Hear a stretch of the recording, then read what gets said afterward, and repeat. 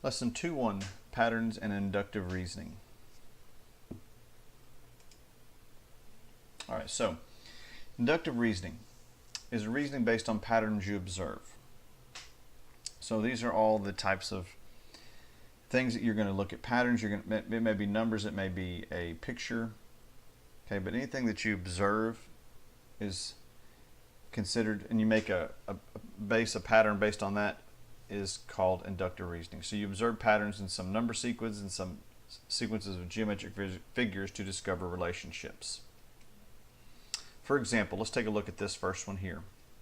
Look for a pattern. What are the next two terms in each sequence? Next two terms means what are the next two numbers or pictures that go in the sequence. So as we look at our first one here, we try to figure out the relationship between how I get from 3 to 9, and then 9 to 27, and 27 to 81. So if you look at this, you're going to see that you are multiplying by 3. And if I multiply by 3 again, it gives me 9 by 3 is 27, and then 27 times 3 should give me 81. So according to that pattern, I think I'm going to go multiply by 3 each term. So as I multiply by 3, my next term is going to be 243. And then when I multiply this by 3, this should give me 729. So we go multiply by 3 here. So that's our pattern. So I want you to look for the pattern in part B. So if you noticed here, your pattern went from 4 to 8, 8 to 16, 16 to 32, and you should have seen the pattern was multiplied by 2. So at 32 times 2 gives us 64, times 2 gives us 128. So our next two terms are going to be 64 and 128. So now let's look at the pattern here. We have a circle with a triangle. We have a circle with a square. We have a circle with a pentagon. So if you look here and you think about what is my pattern, what is happening here? They each have a circle, each have a geometric shape in here. And what I hope you could just see here is that this has a triangle that has 3 sides inside of it. This one has a square which is 4 sides. Pentagon has 5. So that should kind of give us an idea for our next two. So as we draw our next two here, put a couple circles here. And now, so this shape, if this has got 5 sides, then this next one should be 6. So we'll draw a hexagon. So doesn't have to be perfect. 6 sides in here.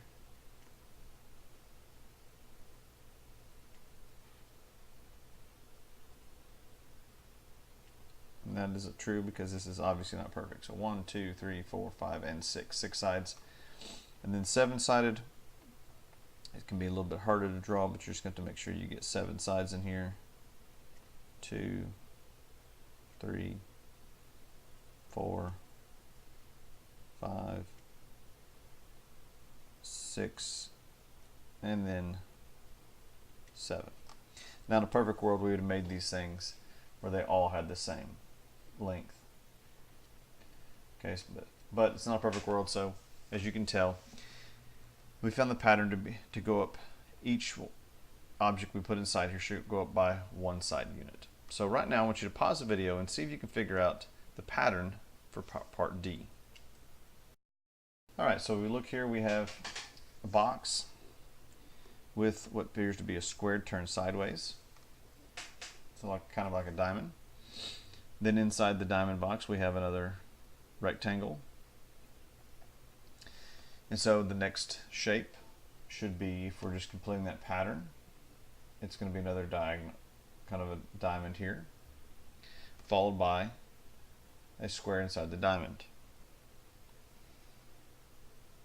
So this is an example of inductive reasoning both with numbers and geometric figures. Now, there are times when you may want to find the 10th or 11th or 100th term of a sequence. Rather than taking a look and drawing 100 pictures or 10 pictures or writing out all the numbers, you can look for a pattern and make a conjecture. So a conjecture is a conclusion that you reach based on an inductive reasoning. So this is what you think is going to happen based on your inductive reasoning. So look at the circles. What conjecture can you make about the number of regions 20 diameters form? Okay, so let's look here. If we're looking at our pattern, we have one diameter. One diameter has 2 regions. We have 4 diameters, or 2 diameters, and that creates 4 regions. Then we have 3 diameters, and it creates 6 regions. So let's write down what we got. We have 1 diameter equals 2 regions. 2 diameters equals 4 regions. 3 diameters equals 6 regions. So what kind of pattern do you see here? Well, we got from 1 to 2, from 2 to 4, from 3 to 6. So if one thing you notice, for the number of diameters, we're doubling it to get the number of regions. So if this is our pattern, we would say that 20 diameters is going to equal 40 regions. Okay, so our number of regions would be 40. Or 20 diameters, 40 regions. If it was 30 diameters, it'd be 60 regions. So the conjecture is that the number of diameters will equal double the amount of regions. Okay, so let's look at the next one. What conjecture can you make about the 21st term in the following sequence? R, W, B, R, W, B. So pause the video, come back with what you think is the 21st term, and try not to number all out 21 times, all these out. So try to make a conjecture based on the pattern you see here so that you can figure out what is going to happen at the 21st term. Alright, so if you look here, we look at our pattern, RWB, RWB. So it repeats itself after every 3 terms. So if it's going to be the 21st term, what we want to do is we want to see how many, when it starts to repeat, we take the number that it repeats and we divide it into 21. And this just happens to go evenly. So since it goes into it evenly 7 times, then that means it's going to end with whatever the 3rd term is. So our answer is going to be the 21st term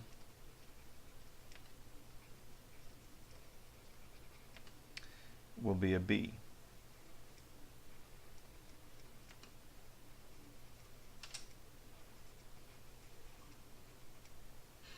Okay, so let's say I said the 25th term. So let's take this one further. Okay, we got 25 here, divided by 3. Well, it goes in here 8 times, and that's 24 and 1 left over, so that's 24 and 1/3. So that means that there's 1 left over, so it means I'm going to go to the next term, which would be an R, because it starts over. R, W, B. So this right here would be an R for the 25th term.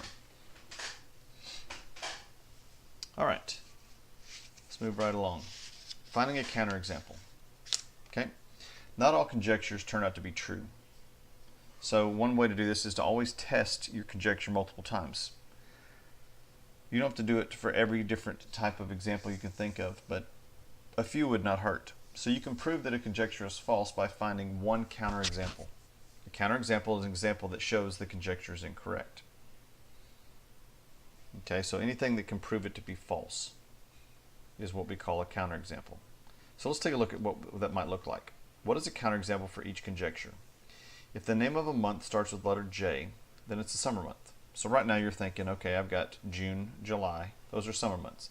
Do I have another month that starts with the letter J? And that would be January.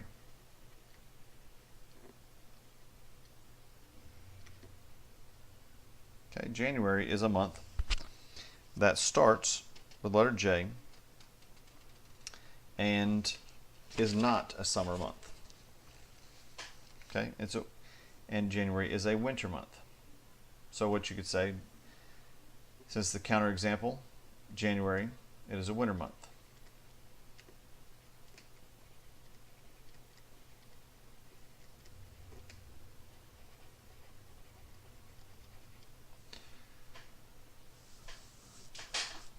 Alright, so you can connect any 3 points to form a triangle.